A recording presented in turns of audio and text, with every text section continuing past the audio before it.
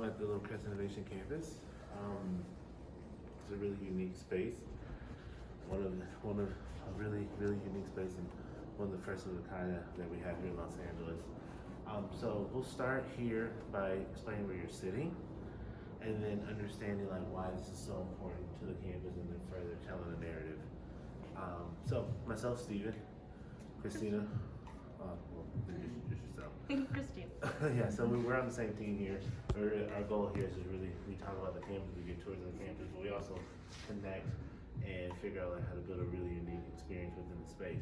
So to get started, the campus was opened in 2015, November 2015, and the idea behind the campus was to build an ecosystem of clean tech entrepreneurs, policymakers, and people in the community to come together to figure out how to build a more inclusive green economy. With that great idea, you need a place to house it, so the Crest Innovation Campus was open. The Crest Innovation Campus is a 60,000 square foot, 3,000 square foot building on 3.2 acres of land, really where it's dedicated to showcase the future of sustainable products, sustainable thoughts, and then also sustainable building practices, whether that's from residential or to commercial. The building is owned by our public utility here, the Los Angeles LADWP, which is our public utility. They, with water and power, they own the facility, and then in partnership with the Los Angeles Clean Tech Incubator, Lacey does the programming where we incubate startups, we think about trends in the market, we also look at workforce development, how to get more people engaged within the clean tech space. Cool. So we're gonna walk around the campus here, and what you'll see is as we walk around, there'll be different pilots from our Lacey's Tech Startups. We'll point those out to you, and they'll also talk further about the entire experience of the campus. So the reason why this place is so important is that this is probably the most famous part of our campus here, which is the living wall, which is 2,100 live plants that has an irrigation system behind it to keep them going. It also has grow lights to mimic the idea of photosynthesis. This is really important because we're bringing the greenery from outside inside, and it really speaks to our well certification, our well built certification, thinking about the health of the inhabitants. The building is also LEED Platinum certified, so that's the building mechanics of making sure that it's a sustainable. So from how our HVAC system operates to the system that we have for lighting, so to make sure that we're not consuming as much as possible along water, power, and waste. So we'll take a walk around the campus. We'll go down this hallway here. So the building is really designed to mimic, areas of Los Angeles. So we have our storefronts here on the left-hand side, also known as our public spaces. And then we have on the right-hand side, civic spaces here, which is like our workspace. So the building is divided into three parts. We have our workspace, we have our exhibit space, and we have our manufacturing and laboratory space. On the tour today, we're going to be highly focused on our workspace and the laboratory manufacturing space. The exhibit space is currently being maintenance, so we're going to probably stay out of there a little bit. So I would say this is probably one of the more unique features of the building, to have an amphitheater in the space. Our most notable guest was then former current President Joe Biden. He came here when the building first opened to talk about the resilience and sustainability. So he came here to talk about those things. As we continue down this hallway, so within your co-working space here, we have different elements of a co-working space. So we have your break room. There's snacks and food outside. But when we think about some of our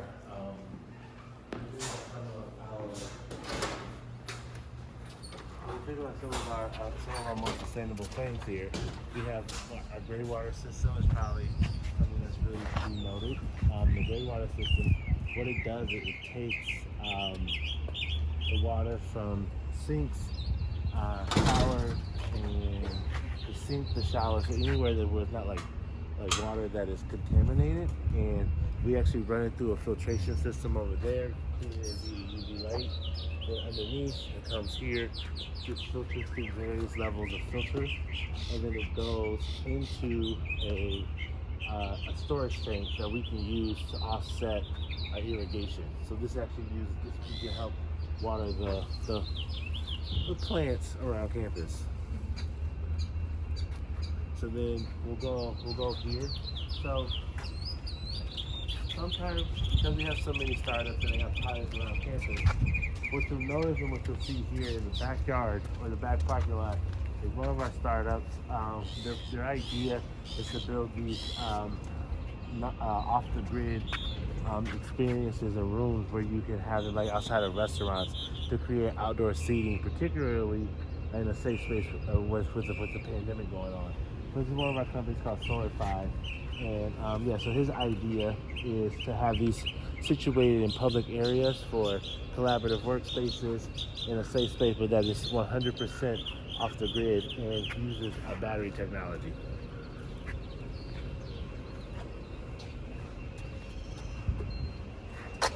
So as we step back into here,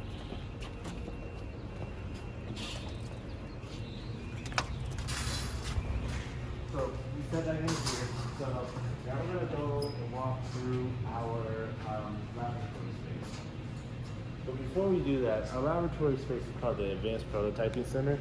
So what the Advanced Prototyping Center is a space where people can, people outside of the community can all come in. Where people outside of the community can come in and get their their products, so do like small manufacturing runs or prototyping.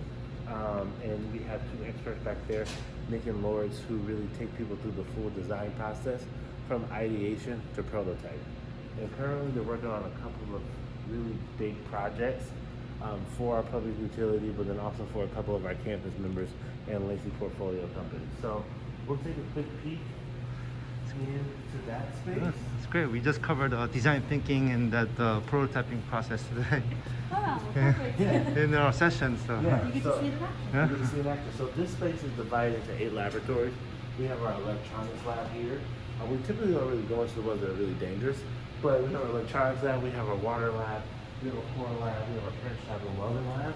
And then the one that really gets people really excited is the machine shop. But all of these are used for people to really test their ideas and prototype some products here. So the way it works is that you can come in as 2 sides, rather 3 sides. Job shop means we'll do the work for you. Or we have staff assisted, meaning that our staff here will help you make your small manufacturing run or your prototype. Or we have self-guided, where you do all the work yourself. But for you to participate in self-guided, we actually have, because safety is the most important thing, we have a series of job hazard analysis for each laboratory that you have to go through to ensure you're proficient in the work that can happen in there. Ultimately, meaning that you don't need a babysitter once you pass that test. But I would say we can go to the print shop to see the different levels and different types of 3D printing that happens. Yeah, so this is a 3D print shop. So in here you can print just about anything. So we have our Modex printer. It's a really large high-quality printer. From my knowledge, you can print something the size of a border collie. And then we also have other different levels of 3D printers here. But this is one that we just got in, and we're super excited to see all the things that we're able to make with it. We're gonna go that way.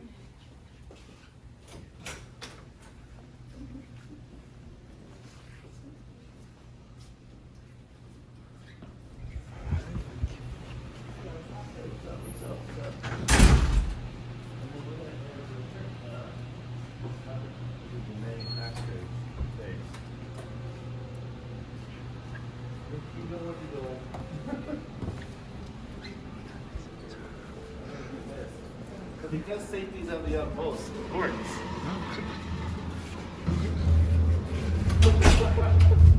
We have a giant safety seal.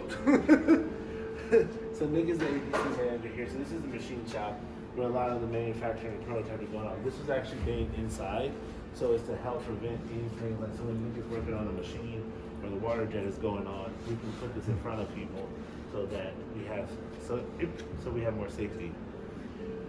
So what's interesting when you think about design thinking, this is a thing where there's a problem. So the orange tape is an invisible barrier where you would come in and this is where you're supposed to stop. But some of these machines, parts can fly off, right? Or metal can fly off. So even though this yellow tape, it's not gonna stop pieces from folding. So we made it, we thought about it, well rather Nick thought about it, and Laura's thought about like how can we make this place more safe? So we went through the full process of an idea to prototype to now this entire thing where you can come in and move it over to where we can protect you all if there's equipment going on. And it's all from repurposed materials. Yes, because we're really all about the circular economy here. Yeah. So, Welcome. welcome. Thank Yeah, you, so thank you. Nick is, Good. Yeah. So Nick is the manager here in the APC. Wow, wow. Yeah, so this is his playground. So I think one of the bigger notable things that happened in APC for the PP for the APC during the pandemic was the PPE project, where we made about 126,000 of these. So for frontline workers, Wow, yeah. where it was. Well, Nick, you explain the project. We just wanted to solve a problem, and we needed to use local infrastructure and available materials, and combine what was being done in the community, and really find out what everyone was doing, so we could complement what they were doing, and also source local supplies. So what you see is a face shield that uses sheet materials that was originally using 3D printed materials. So through process improvement, we first decided that we could best help the community by making the front clear portions, because that was the most difficult for everyone else to make.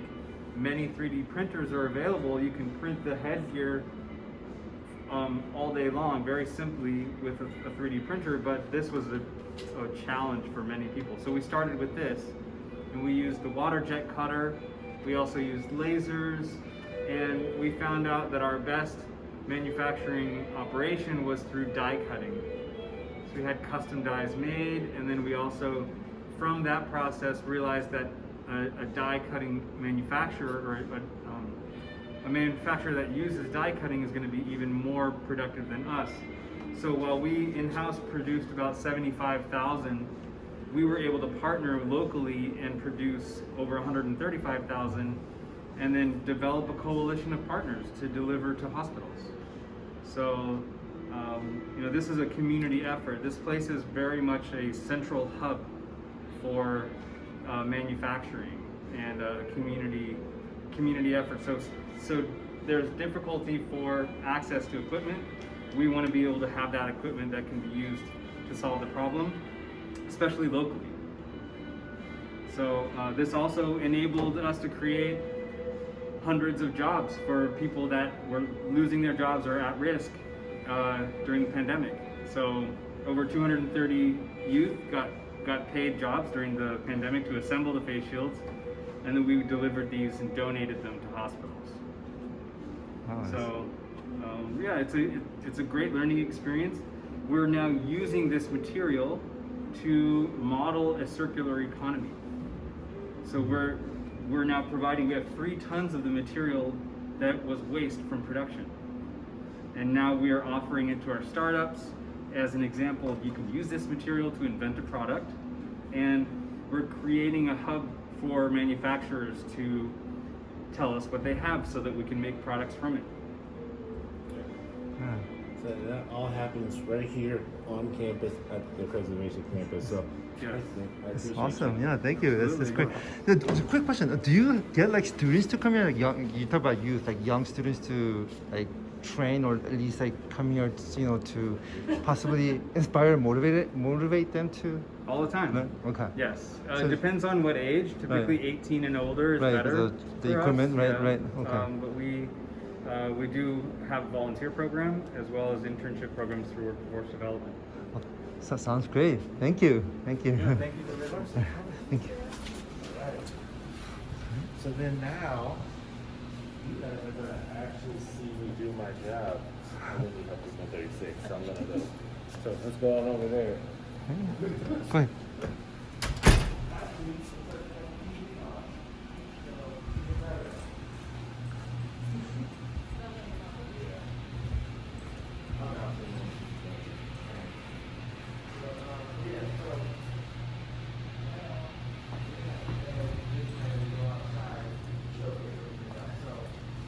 We're gonna walk by a couple of batteries. So those batteries are from a company called FreeWire. And what FreeWire does is that they are a battery storage EV charging solution company, and they have these chargers here that are 100 kilowatt hour battery chargers. One is to charge like your normal appliances, and then the other one is to charge cars. But because the campus has 32 EV car chargers, this one doesn't get used as much. But this one gets used a lot, especially around local projects where they need external power, but they don't want to use like a gas generator, so they want to make sure everything is clean. So that happens right here.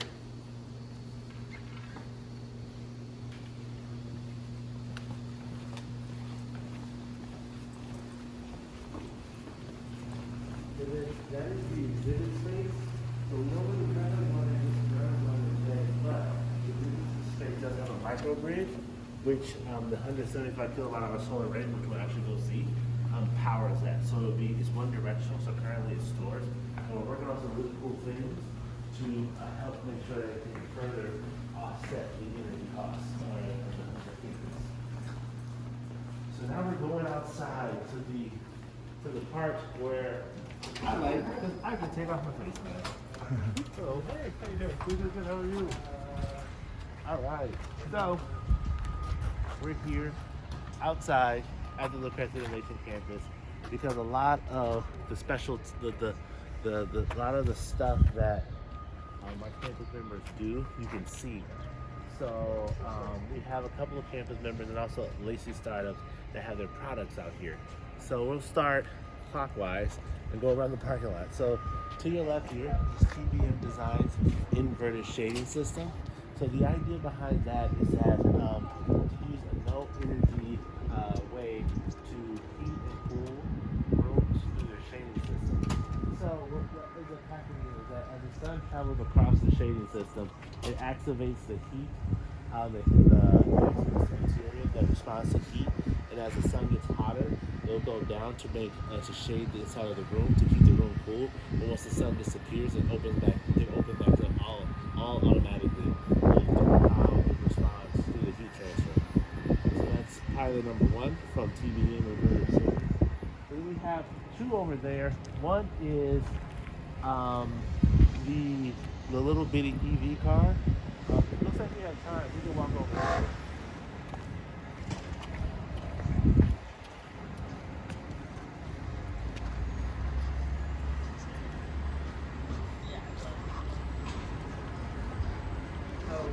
This is Eli.